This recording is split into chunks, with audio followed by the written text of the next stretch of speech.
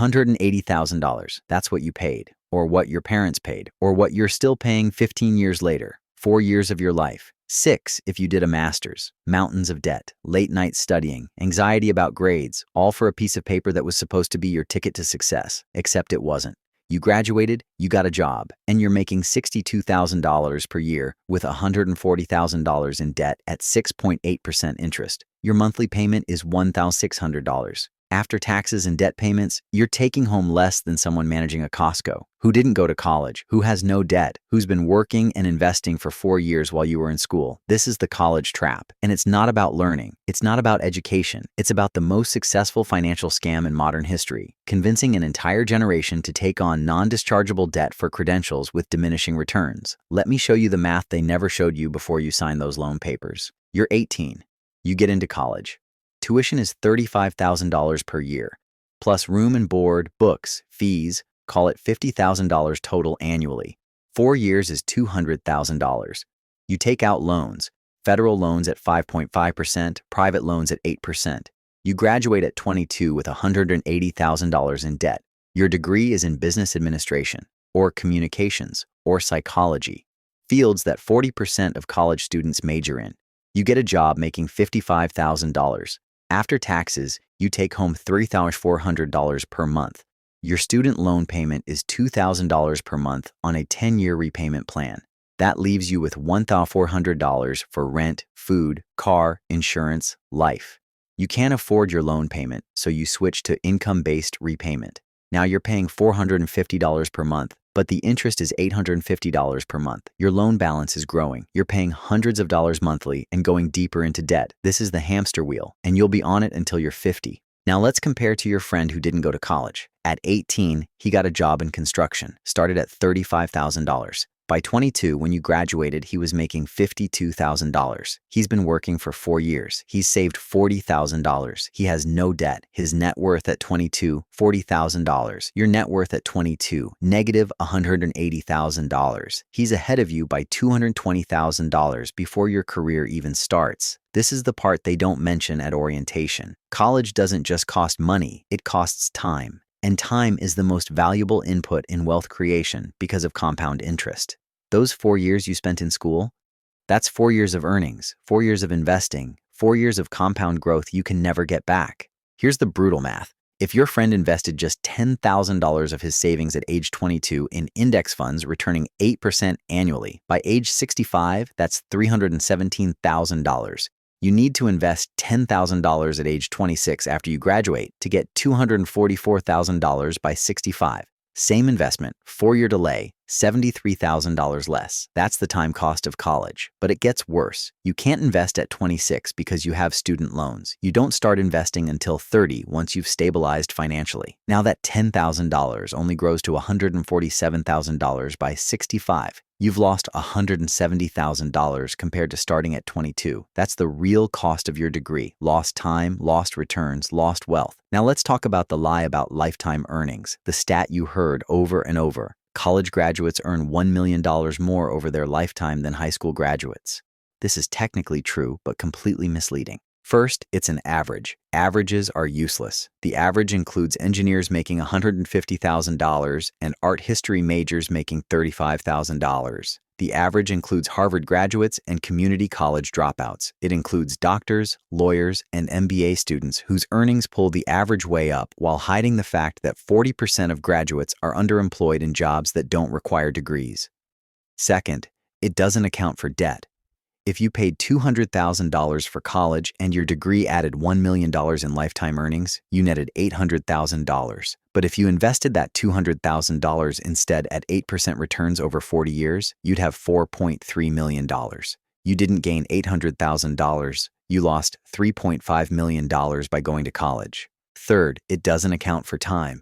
4 years of lost earnings, lost investment time, lost career experience.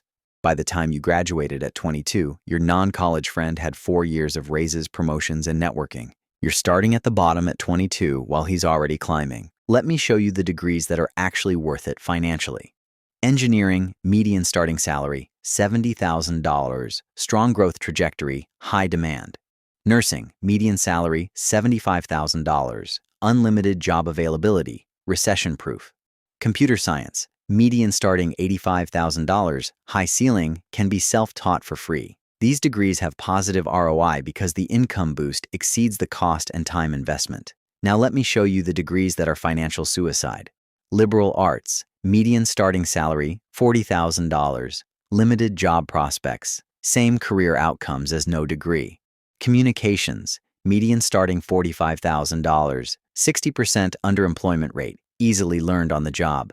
Psychology, bachelor's level. Median starting $42,000, requires graduate school for actual career, massive debt for no income boost. Business administration, median starting $52,000, learned better through experience. Degree just checks a box for HR.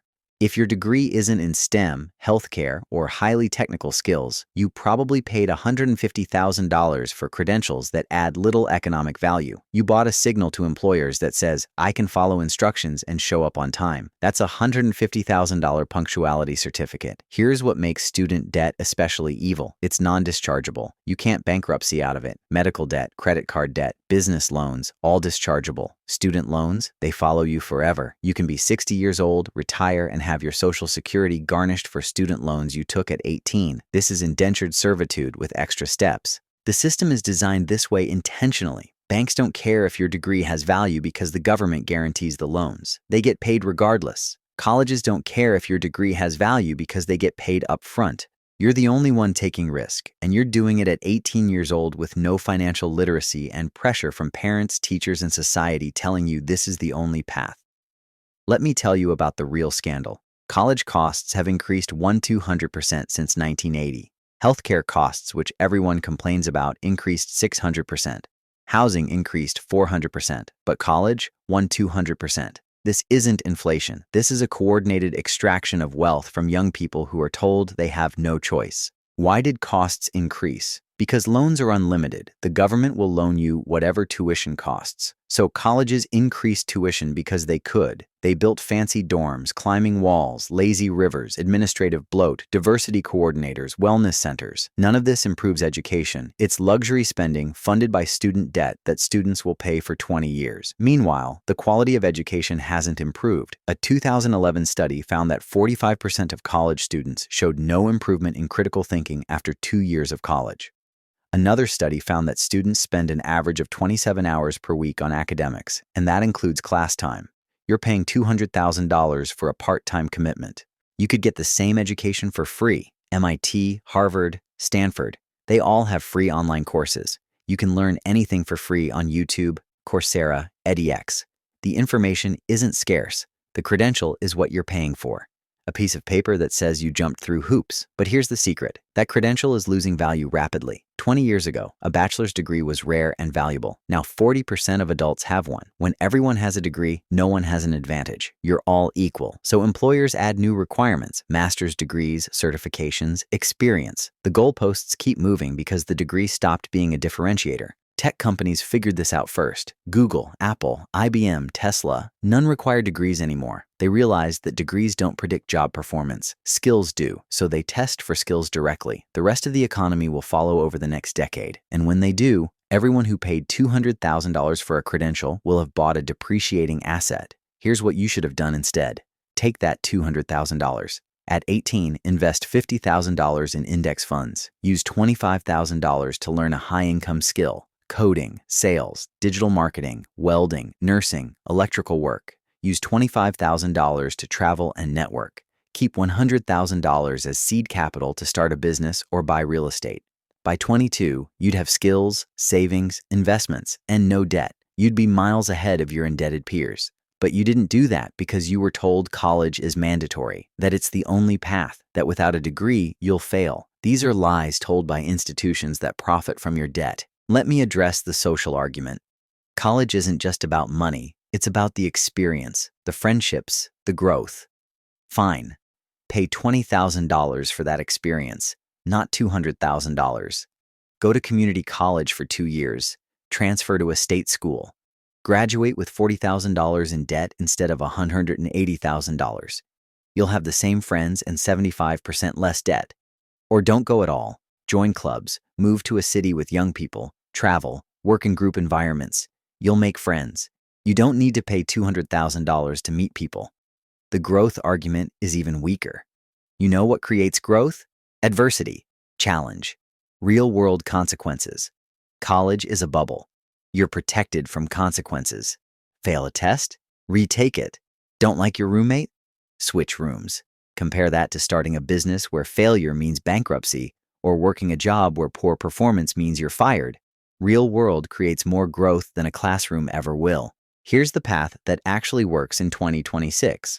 If you want a technical skill that requires deep knowledge, engineering, medicine, law, go to college.